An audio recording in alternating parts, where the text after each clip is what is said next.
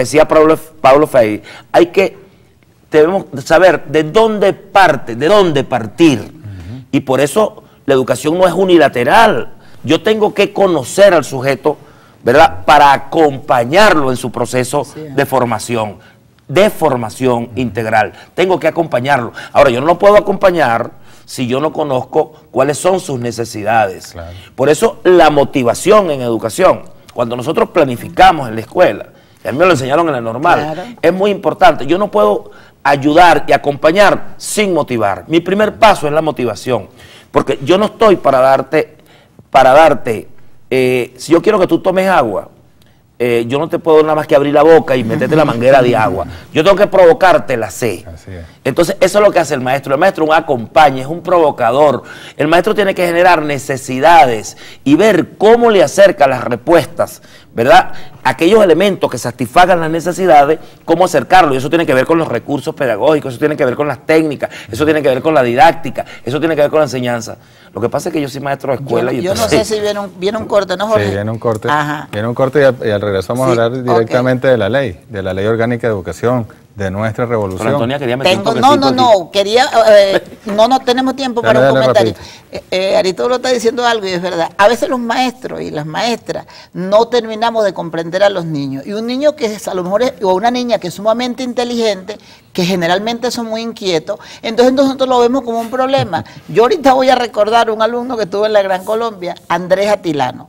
Ese muchacho vivía en la dirección, pues, o sea, que acostumbraban para la seccional. Entonces a mí me decían, yo le decía, pero ¿por qué que ustedes? Y yo me la llevaba muy bien con él. Entonces me decían, pero ¿qué es lo que pasa? Es que tú le toleres tantas cosas. Yo decía, pero es que ese niño, porque yo veía que que no hacía las cosas con mala intención, que era muy inteligente.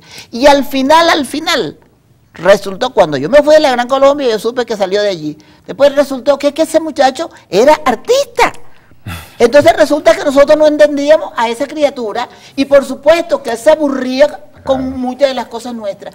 Hasta eso tiene el maestro que tener el tacto para darse cuenta que, oye, estás en presencia de una persona que a lo mejor es diferente a los otros, pero no quiere decir que tú lo vas a estigmatizar y que tú lo vas a sacar cada ratico de clase. Bueno, es un principio socialista, cada quien según sus necesidades, hay que conocer al otro para saber qué necesita. Vamos al corte y al regreso vamos a hablar ya directamente del resultado de toda esta discusión en el país, en la revolución, que ha sido la Ley Orgánica de Educación, que es un paso más para alcanzar en mediano plazo una educación revolucionaria para una sociedad socialista. Ya regresamos.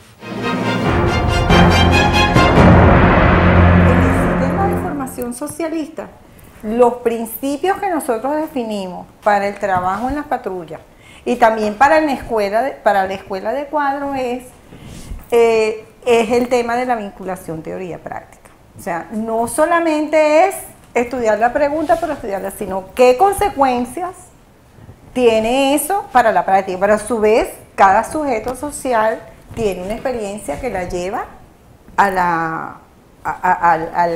vamos a decir, al ámbito formativo. De lo que se trata en la pedagogía crítica es que allí hay un principio de horizontalidad. O sea, hay una horizontalidad en la relación educando-educador. Yo no hablo de profesor-alumno, de docente-alumno, porque el docente es el que dice y el alumno es el que no tiene luz. Entonces, sino educando-educador. Pero que a su vez el educador es sujeto de la educación también. Hay una relación dialéctica. Porque el educador, en el acto de enseñar, también está aprendiendo de lo que el alumno trae, de lo que es también todo su entorno.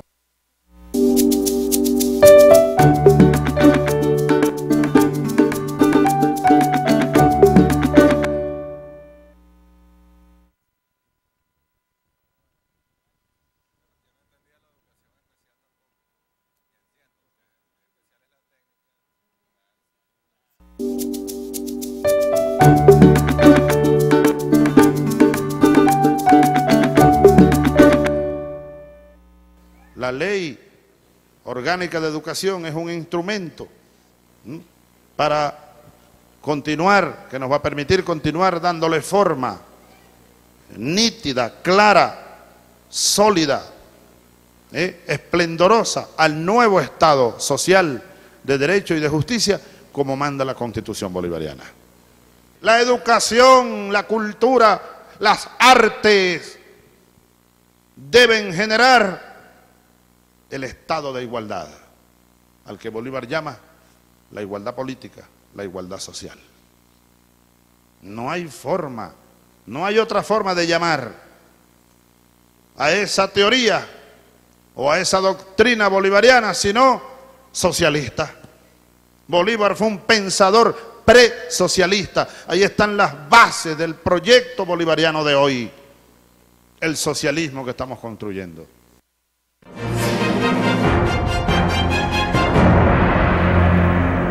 Bien, y fíjense que de esta constitución que está acá, se desprende, que además cumplió 10 años y ya va para 11, el Proyecto Nacional Simón Bolívar. Este es el primer plan socialista, donde, bueno, están las orientaciones del Proyecto Nacional Simón Bolívar rumbo al socialismo.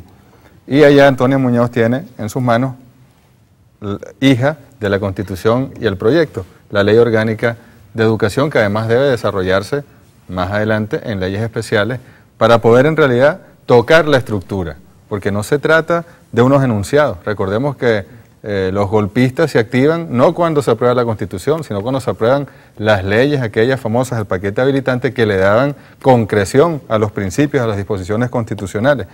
Igualmente, para hacer realidad la Ley Orgánica de Educación, hay que llevarla a la práctica en lo que ya está establecido y hacer las leyes correspondientes. Y en ese momento es que comenzaremos a tocar la estructura del sistema educativo y a terminar de llevar adelante esta transición para que termine de morir lo que tiene que morir y termine de nacer esa educación revolucionaria, popular, liberadora. Y esto ha sido todo un evento. Aristóbulo mencionaba a Luis Beltrán Prieto Figueroa, que en la época, en aquellos años oscuros de la Cuarta República, el maestro Prieto levantaba su voz, defendía el Estado docente y contra mares, contra tormentas, el maestro Prieto siempre mantuvo esa tesis que afortunadamente hoy se impuso. A pesar de que en la década de los 90, también lo refería Aristóbulo, el neoliberalismo nos llevaba a la debacle, nos llevaba a que la educación se privatizara, la educación universitaria, la básica, todo tipo de derechos se iban a privatizar con el neoliberalismo y llega la Revolución Bolivariana, se revierte el proceso y comenzamos a construir una sociedad alternativa. ¿Qué tan importante es esta ley, Antonio Muñoz, y por qué hubo tanta resistencia de los preservadores del estatus aún vigente en parte? Bueno, muy importante, pero yo voy a comenzar por lo del miedo. ¿Por qué tanto miedo? Y yo siempre cuando salí por allí a discutir esto, yo le decía a la gente y le esbozaba algunos artículos, vamos a leerla, si esta ley, si cumplimos lo que dice esta ley, pues yo creo que vamos a ser felices todos.